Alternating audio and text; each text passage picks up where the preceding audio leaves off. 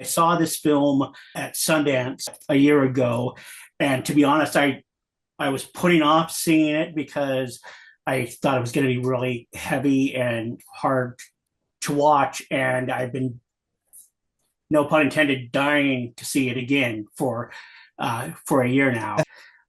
It's just so entertaining and so fascinating. It's the most poignantly irreverent film I've ever seen. Tell me a little bit about how this subject came to you, Tony. How did you get involved with it? Yeah, I hadn't talked to Andre in probably 5 years, and I got an email from Andre and Lee, and they just said we've got a fun project. Could we get on a Zoom? And I jumped on a Zoom, and Andre and Lee are sitting there, and they both looked very excited. And Andre jumped in and said, "You're gonna love this. I've got stage four cancer, and we want you to make a comedy film about it." And I was like, "What?" I was like, "Come on, what's the catch?" And they're like, "No catch." And that's how it all began. Is that how you found out that Andre had cancer? Yeah, Wow. I said, can I take a week just to digest the fact that you have cancer before I say yes or no? And Andre's like, oh yeah, sorry, we shouldn't have dropped that on you. Take your time. I think we actually filmed that call to you. You did. I'm almost positive I remember setting up a camera for that. Oh, wow. That's incredible. So the thing about the film is that it is so funny and so entertaining and irreverent, but it's not disrespectful.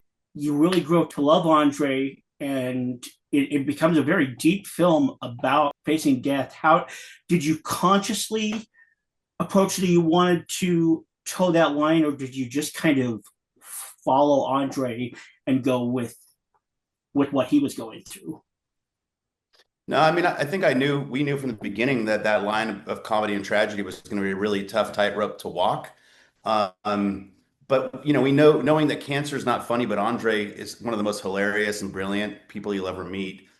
We figured we had a great subject, and in the end, the film really, to us, isn't about cancer. It's about Andre. He just sort of happened to have cancer while we were filming it. It's very much Andre, that comedy that and when even when it gets into the edit and the way Tony handled that, it's like Andre was loud and hysterical and then deeply thoughtful, seconds later. And I think that roller coaster that you see in the film very much was the plan from the beginning, and it was, very much just being true to who he was as a human and a writer and everything.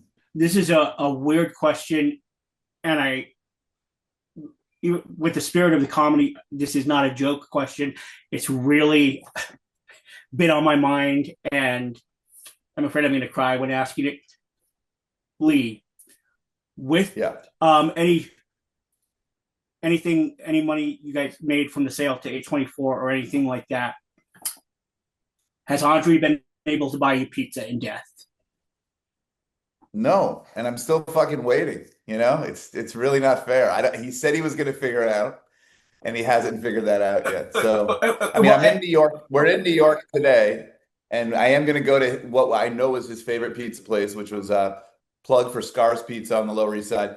But if I get there today and my pizza's paid for, then maybe it's finally happened. But I love that you pull that moment out, because that scene in New York of us kind of walking around and being there is it's one of the most important to me, because I felt it was the truest. Just that was the kind of stuff we would say to each other as friends, And if I don't know if you've gotten to see our poster for the film yet, but there's a skeletal hand holding a slice of pizza on there that is pretty special. Both times I've seen the film, I'm laughing, and then that scene makes me both laugh. That line just suddenly really brings in both the humor and the reality, and it really is poignant to me.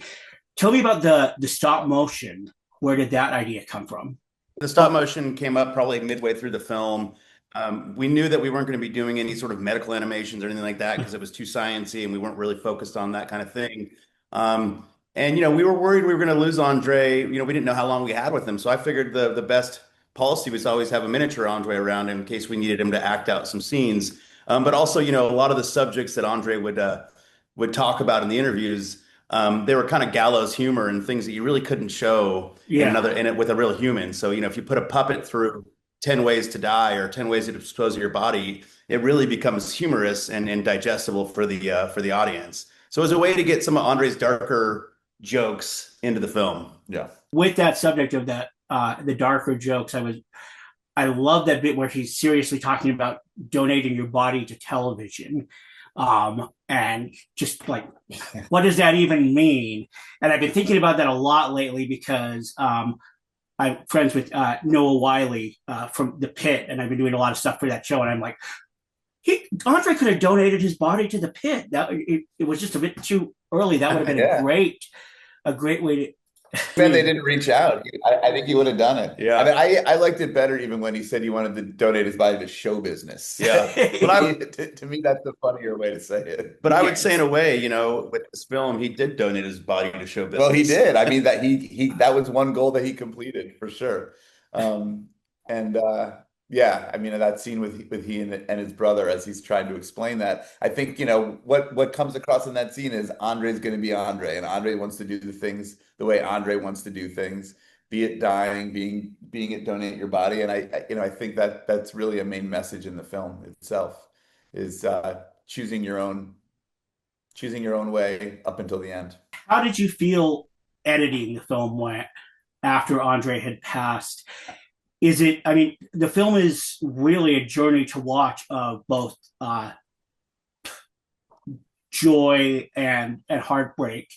How is it to edit the film when you're editing a film about your friend and you see him? I mean, it's so striking that you don't really see the ultra frail Andre until the very end, and that just hits you like a the edit was definitely. Yeah, the edit was definitely the hardest part of making the film. You know, we had so much footage, we could have done like a 4-part series. But to narrow that down to 90 minutes was tough. I knew I wanted to set up his irreverence out the gate. First off, his rebellious nature, his irreverence, you know, getting married at a green card wedding, just if you know, going on the Newlywed Show, you know, how hard could it be to have kids? Just this irreverent way that Andre lived, because that helps you understand the irreverence he has through his death. So, and it was also really important for me to have most of the film be Andre's humor and irreverence, and really not dive into much of the drama, because the way we felt making the film, there was a lot of fun and a lot of joy and a lot of laughs, and I wanted the audience to go on a similar roller coaster that we did making the film. So, you know, we'd have a lot of high highs with Andre, a lot of laughs out camping and doing all these things. But then he'd get a scary thing from the doctor, and we go, shoot. Yeah. And everybody would be down for a few days. And then, you know, we'd be back having fun 2-3 weeks later, doing something crazy. He's feeling good. And so I really wanted the audience to go on that same roller coaster emotionally. And then, you know, at the end, you know, Andre, I think like a lot of people that have cancer, it kind of came pretty quick and unexpected. And so I wanted the audience to feel that as well. The kind of the gut punch we felt was like, whoa, everything just changed. And it did seem, I know visually watching the film, because when I first, you know, when I first even saw kind of how that scene came in, it feels like a jump, but the reality is like there was 20 days where he just transformed as, you know, physically. Yeah. You know, due to radiation, due to not eating, due to a bunch of different things. And so it was letting the audience see it the way that we were experiencing it with him as well. That's right. If there's one thing mostly you want people to get out of the film, would it be get a colonoscopy, or is it broader than that?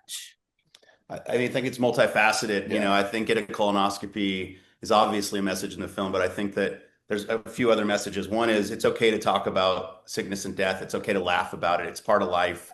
I think the other is, you know, it's okay we should all be considering our mortality on a daily basis in order to live a richer life. And I think you already touched on it before, but it's like living your life the way you want to live it. If you want to give your body to show business instead of to science, then that should be your choice to do that. Yeah. And I think Andre gives us the, you know, he allows us to walk out of that theater realizing you can be unapologetically yourself through life and through death. Solid suckers!